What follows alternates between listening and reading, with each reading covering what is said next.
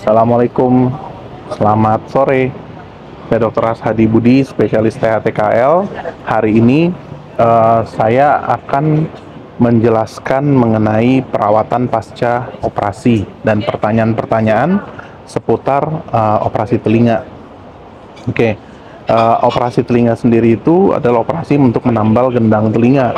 Nah, tentu penambalan ini bersifat untuk mencangkok ya.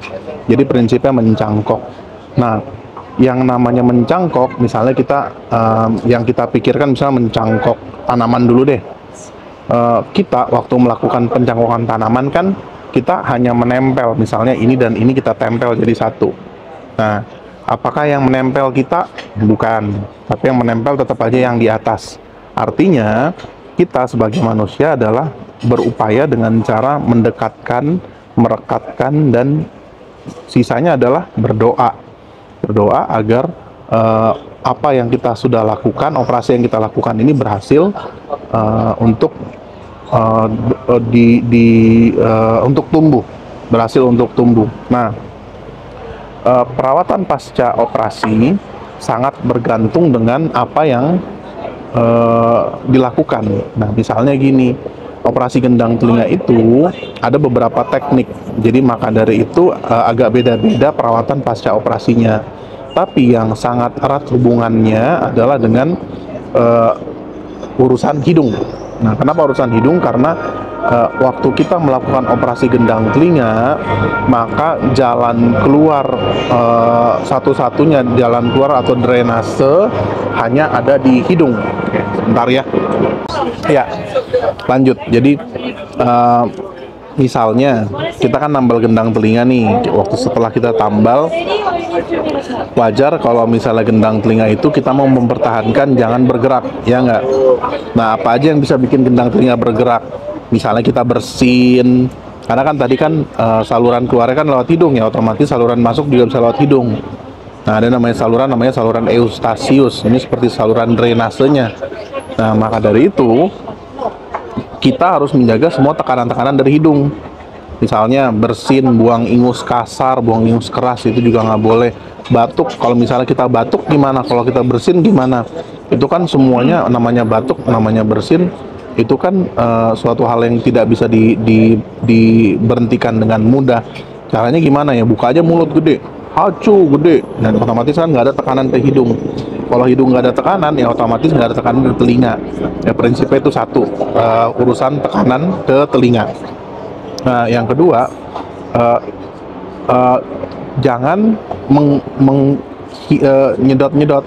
Jadi saya ada pasien pasca operasi, dia itu malah terlalu rajin gitu-gitu nyedot-nyedot karena memang sudah jadi kebiasaan ya, otomatis kan cangkokan itu kan bisa jatuh ke dalam, itu juga bisa bikin cangkokannya gagal.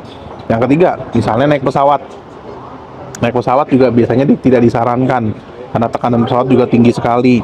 Naik pesawat, naik puncak atau Bandung misalnya, atau naik ke gedung-gedung bertingkat yang tinggi banget, misalnya teman-teman misalnya habis operasi terus masuk kerjanya ternyata di gedung lantai 50, ya otomatis kan itu juga tekanan tinggi, ya otomatis si cangkokan bisa jatuh.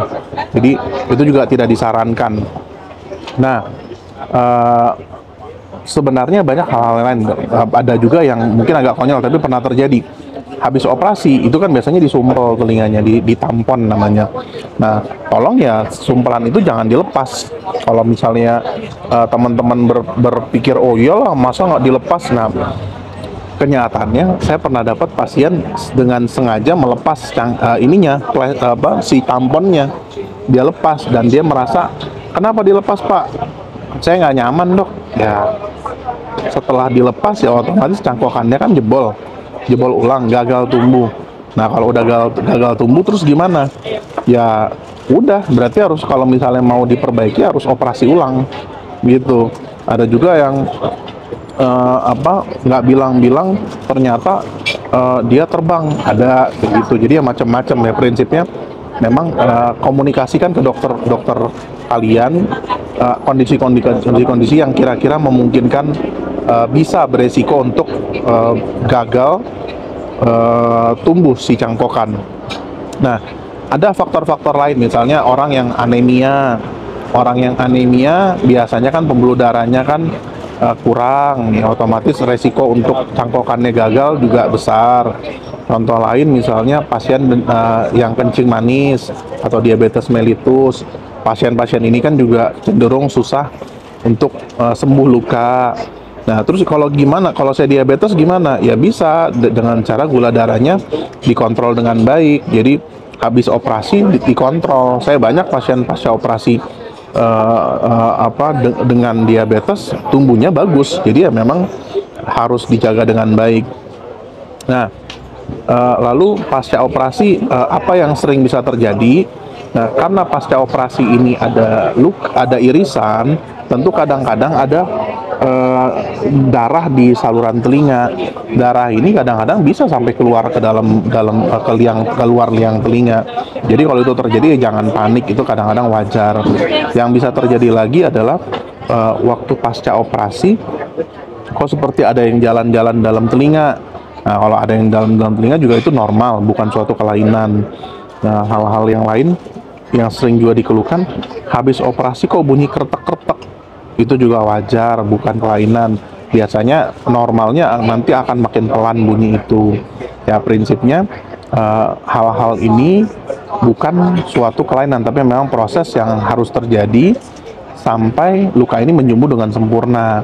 Nah, nyeri pasca operasi biasanya nggak terlalu berat, nggak terlalu banyak, jadi biasanya dapat ditoleransi. Sedangkan yang lebih cenderung harus diperhatikan adalah perawatan pasca operasi berhubungan dengan hidung aja, gitu. Baik, sekian dari saya. Nanti kalau misalnya teman-teman ada yang mau tanya lagi, silakan ditanya di kolom komentar. Oke, assalamualaikum warahmatullahi wabarakatuh.